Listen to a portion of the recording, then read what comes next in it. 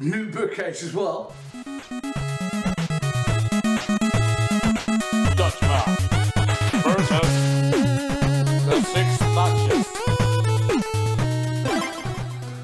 Happy kind-anniversary to me. Yeah, a kind-anniversary, because it's been a little bit over a year since I first did a Dutchman versus, like, on The Abominable Bride. Before that, I did the Doctor Who things, but that's when I decided I may or may not be doing these things more on the regular. So, cheers, my dears. Let's get cracking.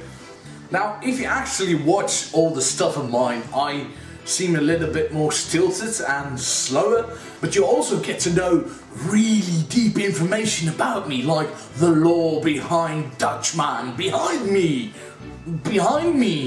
is Sherlock Holmes. Like I've said before, I like Sherlock Holmes, I like murder mystery stuff. I like figuring out things before the writer gets to the explanation, like, this is how they really done it. But I've also admitted I'm not the biggest fan of the Sherlock series. It's a very good series, and I get why it has so many fans. It's just probably maybe not completely my cup of tea. Last year's Abominable Bride already cemented that idea for me, and the return to Sherlock Holmes in Series 4, yeah, it didn't help much. Now, I like Mark Gatiss. Mark Gatiss is a very pleasant man, a very good writer. He's done some very interesting Doctor Who episodes. He's been in the League of Gentlemen, and, you know, all round, well, you can't say a bad word about him, I think. If you think back to Series 3, Mark Gatiss wrote the opening episode as well, and to think of it, there's a lot of similarities in between this and that one. Holmes comes out of a situation that was the cliffhanger of the previous series, and both cases it's kind of swept under the rug. Now, in Series 3 this worked like a charm. It helped build up to the mystery on how did Sherlock Holmes stage his own death. We never actually get a clear answer. Instead, we're introduced to a couple of fan theories in-universe. Series 4 continues directly where The Abominable Bride left off, which started 4 minutes after the series ending of Series 3. Series 3, Holmes got captured on camera shooting a man in the face. General face area. Probably the skull. This is, again, swept under the rug, like the first 5-10 minutes of the episode.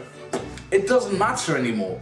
And I think this hurt the episode, or at least it hurt, you know, the impact of the previous series. How are we supposed to watch that again and treat it with any modicum of shock, knowing that the resolution was basically, well, we could have helped you before, but we didn't really want to. So we got a stage set for the return of Moriarty, and what do? We get a return to form. This is setting up a premise and then not using it to its full potential. The episode itself, the 6 Thatchers, the original mystery we're introduced to, it's, you know, one of those cases like a minor case exposes a bigger case, and doing his regular crime solving things while being a general arse. That's fine, but he's literally saying he's not doing anything until the trap that Moriarty set for him springs. So we're kind of wasting time on purpose, and the episode is telling us we're wasting time on purpose. Sherlock uncovers a bigger mystery. The 6 Thatchers, you know, are busts of Margaret Thatcher. Me personally, it was fairly obvious as to the why, but the who, you know. But the who, it's like a little bit too contrived, a little bit too coincidental. Like, out of everybody in the world, it had to be that. I'm being kind of vague because I never know quite sure if people could watch these before they see the episode or after. They were being treated to a tracking down sequence where Mary tries to escape Sherlock and her past life, you know, to keep her family safe. But again, there is no attachment to it. There's no reason why we're invested, because from the moment it starts to the moment it finishes, it's about 3 minutes screen time, and then it immediately ends again, and everybody's there, and the situation has been reversed. In the meantime, Martin Freeman is probably off filming Civil War because Watson is barely in the episode. They even lampshade it, like, oh, here's a balloon with Watson's face drawn on it. Here's a substitute. Well, it's kind of a problem that you're making fun of a fact of something the episode actually suffers from. Martin Freeman might as well not been in the episode.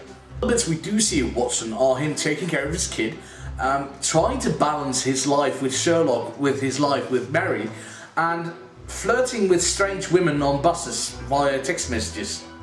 Now, it may not seem important now, but I'm going to come back to it. We're getting to the climax of the story, we're skipping lots of in-betweens.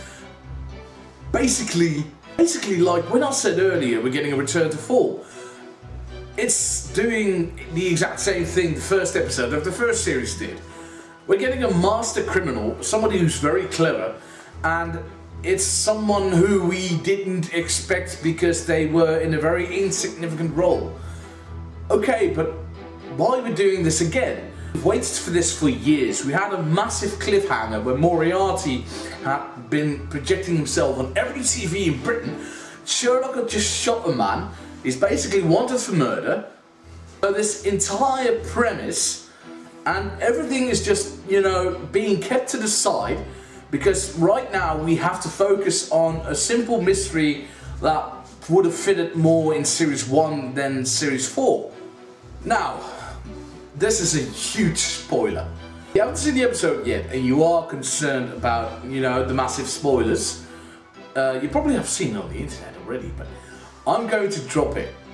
This is your final warning. Sherlock gets shot at.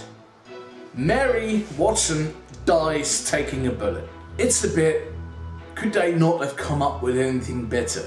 We're introduced to Mary as some kind of a super duper spy who could, you know, be a match for Sherlock Holmes, or at least come close to. And she basically, instead of throwing Sherlock out of the way, takes a bullet by jumping in front of it. Okay, fine, so Watson's wife dies in the book as well, at least it's very heavily implied, and I'm not particularly bothered that characters die. I'm not particularly bothered that she died, it's just the way how. Especially in an episode that felt a bit cookie cutter for Sherlock. And remember when I talked about earlier that Watson was flirting with other women, and now he is the one being sad. Like, you were jeopardizing your marriage earlier on, and this just felt very off to me. Like, why would you use Watson in the episode for that purpose earlier on? And then have him go through this tragic loss. He might have not as well have been in parts of the episode, and this is supposed to be his dramatic event, but we're seeing more of it being projected on Sherlock. I know the series is called Sherlock, but it's Watson's wife. Instead, we're seeing how Sherlock feels really bad because he couldn't keep his promise of not keeping his friends and family safe. So, there were complaints about Sherlock being too brawny and not too brainy in this episode, him struggling with the gunman and all.